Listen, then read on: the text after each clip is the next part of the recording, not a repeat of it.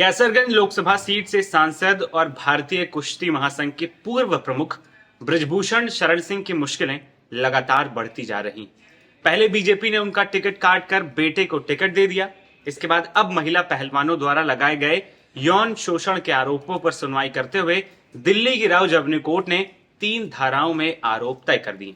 Court ने आदेश देते हुए कहा है कि 6 में से 5 मामलों में बृजभूषण सिंह के खिलाफ आरोप तय करने के पर्याप्त सबूत मिले, जिसके बाद लोगों के मन में यह सवाल आ रहा है कि आखिर बृजभूषण के खिलाफ कौन सी धाराओं में मुकदमा दर्ज हुआ है और अगर उन पर दोष सिद्ध होता है तो कितने सालों की सजा बृजभूषण को मिल सकती है।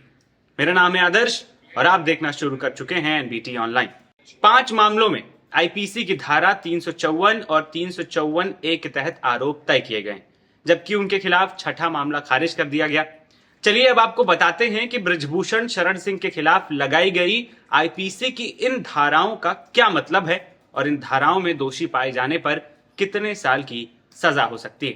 सबसे पहले बात करेंगे आईपीसी की धारा 354 के बारे में।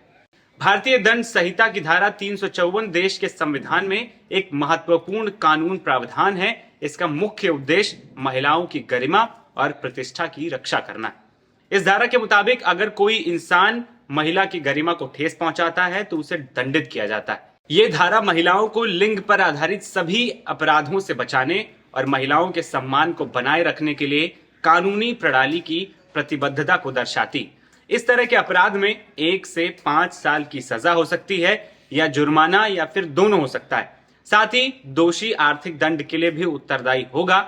ये एक गैर जमानती और संज्ञेय अपराध है जो किसी भी मजिस्ट्रेट द्वारा विचारणीय है। यह अपराध समझौता करने योग्य नहीं माना जाता है। अब बढ़ते हैं दूसरी धारा की तरफ, आईपीसी की धारा 354 ए। भारतीय दंड संहिता की धारा 354 ए महिलाओं को उनके साथ हो रहे यौन उत्पीड़न को रोकने और महिलाओं को न्याय दिलाने का अधिकार प्रदान करती है। यदि कोई इंसान किसी महिला को बुरी नजर से देखता है या उसके साथ जबरदस्ती शारीरिक संबंध बनाने की कोशिश करता है या फिर महिला की बिना मर्जी के महिला के विरुद्ध अश्लील हरकत करता है तो इस इंसान के खिलाफ आईपीसी की धारा 354 ए के तहत यौन उत्पीड़न यानी छेड़छाड़ का केस दर्ज किया जाता है। इसके अलावा ये एक जमानतीय अपराध है। बता दें कि पिछले साल साक्षी मलिक, विनेश फोगाट और बजरंग पुनिया समेत कई पहलवानों ने बृजभूषण शरण सिंह पर महिला पहलवानों की यौन शोषण का आरोप लगाते हुए दिल्ली में कई महीनों तक धरना दिया था।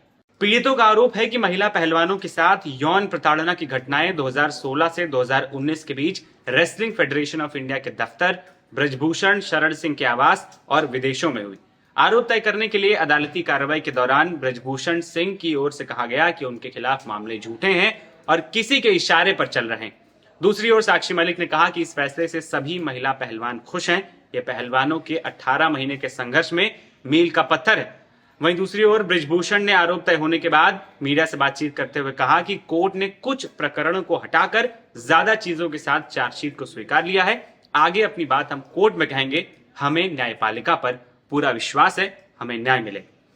बता दें कि राउज एवेन्यू कोर्ट द्वारा आरोप तय किए जाने के बाद अब इस मामले में ट्रायल शुरू होगा। सबसे पहले जांच एजेंसी यानी दिल्ली पुलिस आरोपी बृजभूषण शरण सिंह के खिलाफ जिन 3 धाराओं में आरोप तय किए गए हैं उसे साबित करने के लिए अपने सबूत पेश करेगी। बचाव पक्ष की तरफ से पेश सबूतों पर जिरह की जाएगी। इसके बाद बृजभूषण अपने बचाव में सबूत पेश करेंगे, जिससे दिल्ली पुलिस के वकील की तरफ से सवाल जवाब किए जाएंगे। ट्रायल पूरा होने के बाद कोर्ट दोष साबित होने के संबंध में अपना फैसला सुनाएगी। मेरा नाम है आदर्श और आप देख रहे थे एनबीटी ऑनलाइन। नमस्कार।